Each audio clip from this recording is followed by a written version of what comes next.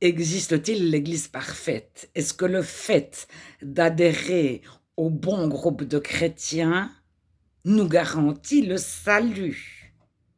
C'est-à-dire si on fait partie de telle dénomination, si on sort des églises étatiques, dénominationnelles, etc., est-ce que ça nous garantit le salut? Non. Alors, il y a l'Église de Jésus, instaurée par Jésus. Il y a une parabole en Matthieu 13, de les paraboles, je vous la lis, donc Matthieu 13, 24. Jésus leur proposa une autre parabole et il dit, le royaume des cieux est semblable à un homme qui a semé une bonne semence dans son champ. Mais pendant que les gens dormaient, son ennemi vint, sema de l'ivraie parmi le blé et s'en alla. Lorsque l'herbe eut poussé et donné du fruit, l'ivraie parut aussi. Donc l'ivraie, c'est des mauvaises herbes. Maintenant, on ne dit plus des mauvaises herbes, on dit des indésirables, je ne sais plus. Les serviteurs du maître de la maison vinrent lui dire, « Seigneur, n'as-tu pas semé une bonne semence dans ton champ? D'où vient donc qu'il y a de l'ivraie? » Il leur répondit, « C'est un ennemi qui a fait cela. » Et les serviteurs lui dirent, « Veux-tu que nous allions l'arracher? » Non, dit-il, de peur qu'en arrachant l'ivraie, vous ne déraciniez en même temps le blé.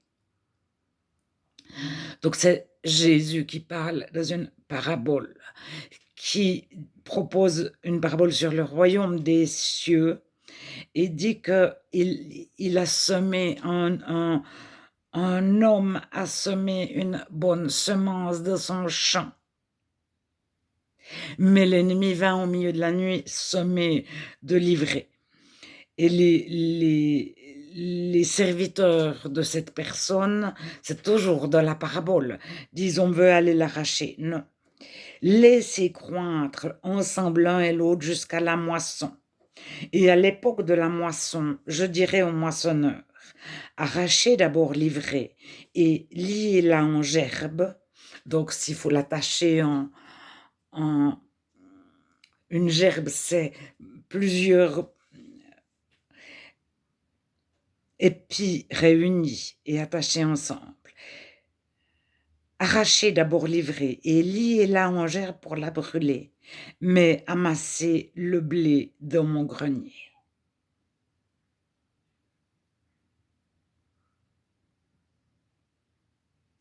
Alors, dans ma traduction, l'herbe et du blé, c'est confondu. Il y a l'ivraie, l'herbe et le blé. Mais l'herbe, c'est la bonne semence et qui donne du fruit et qui a du blé. Alors, je pense qu'en hébreu, les herbe et blé sont encore un autre terme. Mais il y a une bonne semence et une mauvaise semence.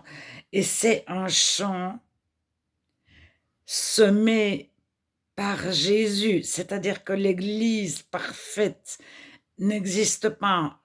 Il y a les frères étroits se sont reconnus à une époque donnée comme chrétiens. Toi, tu es chrétien.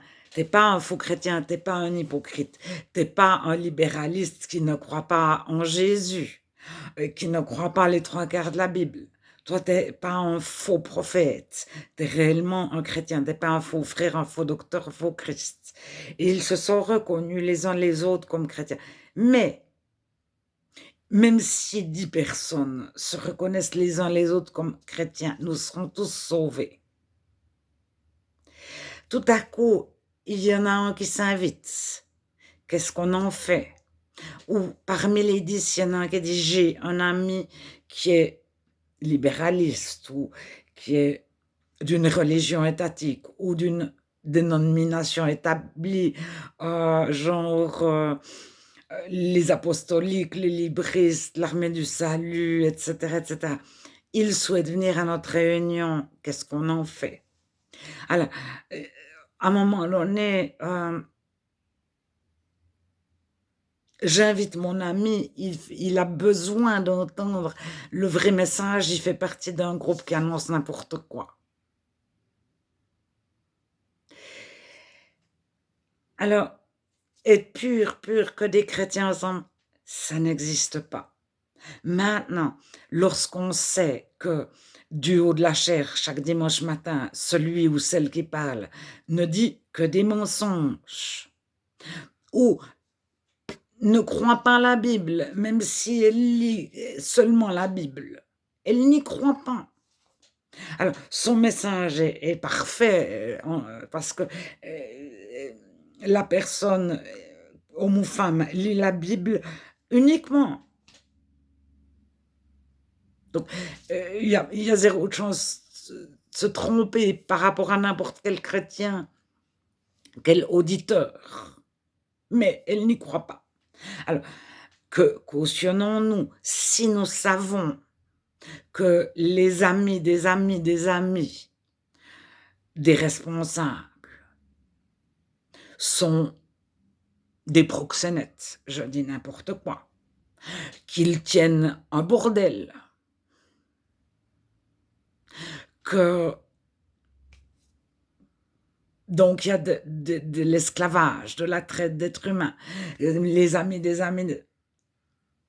Alors, à un moment donné, on ne peut pas être pur à 100%, sinon on est tout seul sur une île. Et encore, ça ne va pas nous garantir qu'on connaît Dieu, que Dieu nous connaît et qu'on sera sauvé. Mais à l'inverse, si on sait que celui qui parle ou celle qui parle a des amis, a de nombreux amis qui pêchent, qui font le mal, qui font du mal, qui ont des esclaves ou qui prônent l'esclavage ou la prostitution, donc l'esclavage sexuel ou la pédophilie, etc. Est-ce qu'on peut cautionner? Qu'est-ce qu'on montre aux yeux du monde, des non-chrétiens? Moi, je suis de telle église, tous les non-chrétiens savent que de ce groupe-là, il y a telle déviance, telle déviance, telle déviance. Alors après, il y a les calomnies qui sont faites sur une église qui peut être très très bien et tous les chrétiens se disent oh mais ceux-là c'est des fondamentalistes, c'est des illuminés, c'est des extrémistes, etc. Et puis souvent ils ne connaissent absolument pas, mais ils ont tellement entendu de mal qu'ils ont développé une haine viscérale contre tel groupe, telle dénomination, tel... Et puis, ils y vont, mais alors tu te rends compte, ils luttent contre ça, ils font ça, ils font... etc. Bon.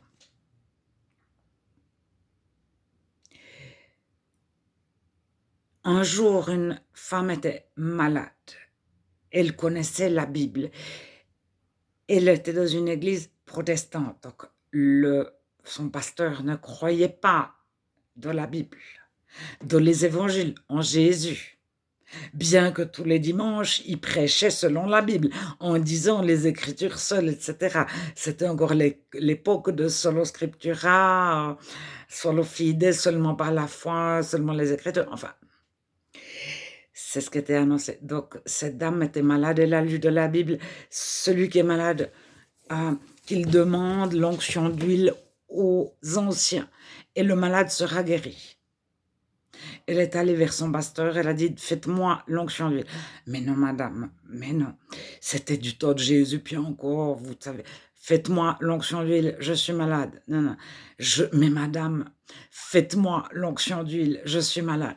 Alors, le pasteur n'avait pas d'huile, il a pris son huile de cuisine dans son armoire, il y a donné, il y a fait une petite onction d'huile et il l'a renvoyée. Il était ironique, grand sourire, cette personne, elle croit à ses superstitions, alors qu'il est pasteur et qu'il prêche et il a la Bible en main tous les dimanches. Croyez la Bible. Et cette dame a été guérie. Alors, c'est la foi de cette dame. Elle a suivi, elle a cru dans l'écriture, elle a cru en ce que Jésus disait. Les premiers chrétiens qui avaient connu Jésus disaient. Dans les actes, je crois que c'est Jacques, ou c'est dans les actes, c'est Jacques qui dit demandez l'onction d'huile aux anciens si vous êtes malade, et le malade sera guéri. et cette femme a été guérie, alors que son pasteur ne croyait pas. Alors, moi, je ne crois pas qu'il existe la bonne église avec le bon pasteur ou le sans pasteur où chacun s'exprime. Ça, c'est déjà beaucoup plus juste. Mais selon la Bible, chacun s'exprime de l'assemblée. Quand on a une réunion, quand plusieurs chrétiens sont ensemble, chacun peut s'exprimer. Il n'y en a pas un qui parle ex cathedra, ça vient des cathédrales. Parler de façon tout seul devant tout le monde, de parler de façon ex cathedra, ça, avant les cathédrales, ça n'existe pas. Jésus, il y a toujours une interaction, les disciples lui répondent, lui parlent, lui posent des questions, etc. Et c'est Jésus. Alors, l'Église parfaite ne garantit à personne le salut, parce que Dieu, mais Dieu est dans le cœur de chacun, il regarde au cœur de chacun. Mais on peut pratiquer le bon sacrement, le bon rituel, le bon rite, avoir le bon pasteur qui prie pour nous, le juste pasteur qui prêche le bon message, le juste message qui prie pour nous. Être entouré de choses justes, bonnes, bien, et ne pas être sauvé, parce qu'on ne connaît pas Dieu. Maintenant, je n'encourage personne d'aller dans une assemblée où la personne sait que tout est faux. Alors on nous dit restez prier, ou alors parfois demandons à Dieu où nous souhaites-tu? Et quand il nous envoie dans le monde, parce que Jésus nous envoie 2 par 2 dans le monde, vous serez dispersés chacun de votre côté. Donc on est même dispersés un par un pour aller dans le monde. Donc Jésus, il nous dit pas restez cloisonnés avec des gens juste purs, que vous êtes certains que vous êtes chrétiens, allez dans le monde. Alors, dans le monde, on est forcément confronté à toutes sortes de personnes.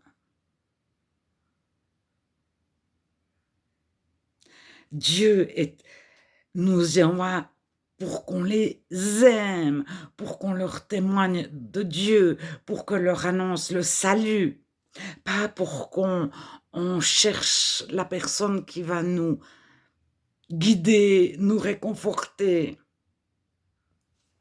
Notre guide, c'est Dieu. Notre réconfort, c'est Dieu. Notre consolation, c'est Dieu.